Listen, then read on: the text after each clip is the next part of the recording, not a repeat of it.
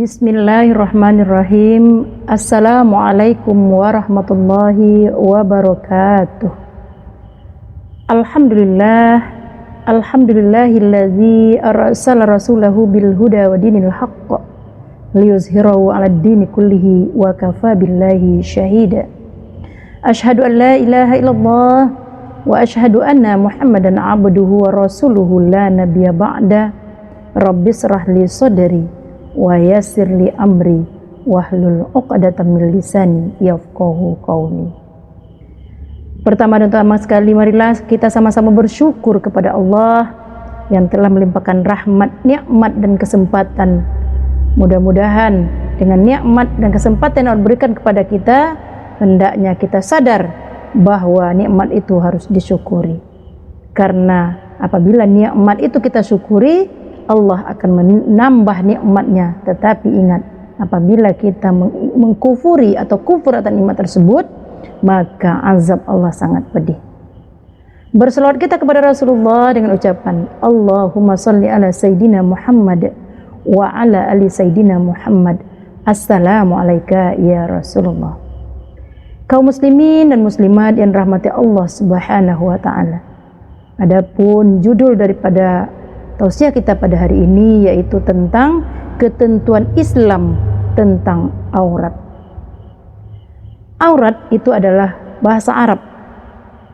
Aurat secara harfiah atau secara bahasa itu artinya adalah alat kelamin laki-laki dan alat kelamin perempuan yang mana apabila dilihat oleh orang lain dia akan merasa malu. Adapun batas-batas aurat antara laki-laki dan perempuan itu adalah aurat laki-laki itu memang sangat simpel. Namun walaupun dikatakan simpel, kata Rasulullah, aurat laki-laki itu antara dua lutut dan di bawah pusat. Jadi aurat laki-laki itu sangat simpel antara lutut dan pusat. Walaupun demikian sesimpel apapun, namun tetap ketika kita bergaul dengan sesama dan juga apabila kita beribadah kepada Allah, maka kita harus mempunyai adab. Tentu tak mungkin pula kita beribadah walaupun tadi aurat antara lutut dengan pusat itu kita beribadahnya itu pakai hawai saja. Kalau lucu, ini tidak punya adab. Kemudian kalau kita lihat lagi sebatas mana pula aurat perempuan. Aurat perempuan itu adalah meliputi seluruh tubuhnya, kecuali yang boleh nampak itu adalah muka dan telapak tangan. Pada masa Rasulullah SAW, Rasul menggambarkan bahwa kewajiban menutup aurat itu adalah merupakan suatu kewajiban. Suatu hari, Asmah bin Abu Bakar itu datang kepada Rasulullah atau datang ke rumah Rasulullah SAW, dan ketika itu dia berpakaian agak sempit. Maka ketika Rasulullah melihatnya, Rasulullah berpaling.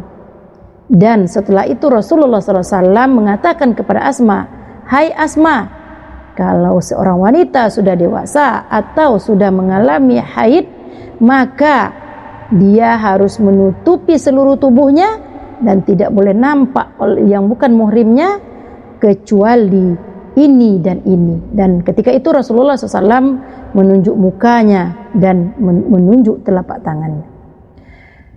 Kaum muslimin dan muslimat yang rahmati Allah Subhanahu wa ta'ala, itulah sebagai dasar hukum bagaimana menutup aurat itu secara sempurna dan merupakan suatu kewajiban. Adapun aurat seorang perempuan itu sangat rumit sekali. Boleh dilihat oleh orang-orang yang semuhrim dengannya. Seperti yang dikatakan Allah Subhanahu wa taala dalam Al-Qur'an surat An-Nur ayat 31, Allah Subhanahu wa taala berfirman, "Katakan kepada anak-anak wanitamu atau anak-anak gadismu untuk menjulurkan kudungnya ke depan dadanya," dengan artian dia harus menutupi aurat yang ada di dadanya. Kemudian boleh aurat kecil atau yang disebut aurat mukhafafahnya terlihat dari 12 orang yang disebutkan dalam ayat ini.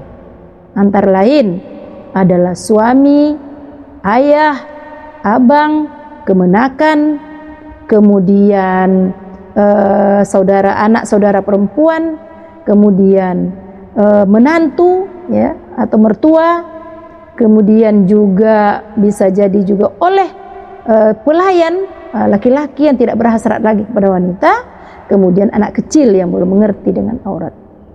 Kaum muslimin rahmati Allah Subhanahu wa taala, mari kita sebagai wanita muslimah, mari kita jaga aurat kita. Karena apa?